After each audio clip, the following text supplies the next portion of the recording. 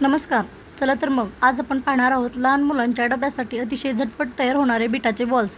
बरीचशी लहान मुलं बीट खात नाहीत. जर अशा पद्धतीने बीटाचे बॉल्स बनवले तर ते खूप आवडीने खातील. चला तर मग रेसिपीला सुरुवात करूया. व्हिडिओ स्किप न करता शेवटपर्यंत नक्की पहा. सर्वप्रथम आपल्याला बीट जे आहे ते कट करून घ्यायचं आहे. या ठिकाणी मी 2 मध्यम आकाराचे बीट वरचे साल काढून स्वच्छ धुवून बारीक असे कट करून घेतलेले आहेत. या ठिकाणी आपल्याला कट करून घेतलेले बीट जे आहेत ते मिक्सरला एकदम बारीक अशी पेस्ट तयार करून घ्यायची आहे. त्यासाठी मी या ठिकाणी मिक्सर जार घेतलेला आहे. त्यामध्ये आपण कट करून घेतलेलं बीट जे आहे ते टाकून घ्यायचं आहे आणि थोडंसं पाणी टाकून एकदम बारीक अशी याची पेस्ट आपल्याला तयार करून घ्यायची आहे. हे पहा, अशा पद्धतीने मी या ठिकाणी पेस्ट जी आहे ते तयार करून घेतलेली आहे. ही पेस्ट जी आहे ते आपल्याला अगदी थोडंसं त्यामध्ये पाणी टाकून घ्यायचं आहे आणि तयार करून घेतलेली पेस्ट जी आहे ती आपल्याला चाळणीने चाळून घ्यायची आहे. या ठिकाणी आपण जो बीटाचा ज्यूस तयार करून घेतलेला आहे त्यापासूनच बीटाचे बॉल्स बनवणार आहोत. त्यामुळे या ठिकाणी आपल्याला तयार करून घेतलेली पेस्ट जी आहे ती चाळणीने चाळून घ्यायची आहे.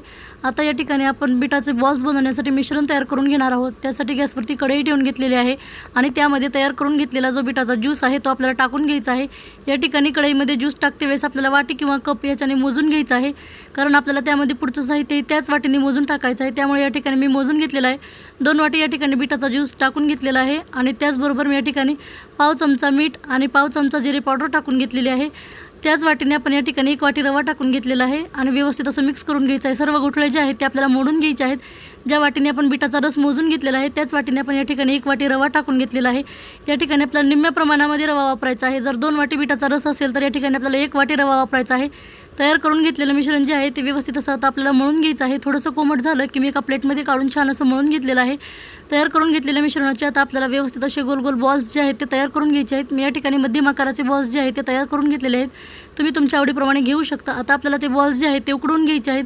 त्यासाठी मी या ठिकाणी पाणी गरम करून त्यावरती चाळण ठेवून त्यामध्ये बॉल्स टाकून त्यावरती झाकण ठेवून घेतलेलं आहे. 3 ते 4 मिनिट आपल्याला हे बॉल्स जे आहेत ते छान असे वाफवून घ्यायचे आहेत. 4 मिनिटानंतर बॉल्स जे आहेत ते छान असे वाफलेले आहेत. तुम्ही या ठिकाणी पाहू शकताय.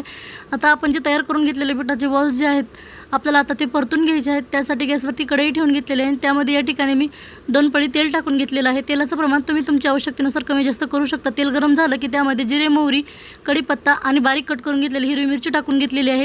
हिरवी मिरची अवश्य टाका, त्यामुळे बीटाचे बॉल्स जे आहेत ते खूप मस्त असे लागतात. त्याचबरोबर 2 चमचे पांढरे तीळ टाकून घेतलेले आहेत आणि तीळ व्यवस्थित परतले की तयार करून घेतलेले बीटाचे बॉल्स जे आहेत ते टाकून घेतलेले आहेत आणि व्यवस्थित असं मोठ्या गॅसवर आपल्याला 3 ते 4 मिनिटे बॉल्स जे आहेत ते तेलामध्ये परतून घ्यायचे आहेत आणि बारीक चिरलेली कोथिंबीर टाकून घ्यायची आहे. म्हणजे छान अतिशय चवदार, खमंग आणि पौष्टिक असे आपले बीटाचे बॉल्स जे आहेत ते तयार होतात. अशा पद्धतीने अतिशय झटपट तयार होणारे बीटाचे बॉल्स तुम्ही तुमच्या लहान मुलांसाठी एक वेळेस नक्की ट्राय करा. ही रेसिपी तुम्हाला कशी वाटली कमेंटमध्ये नक्की सांगा. व्हिडिओ आवडल्यास लाईक करा, शेअर करा, सबस्क्राईब करा.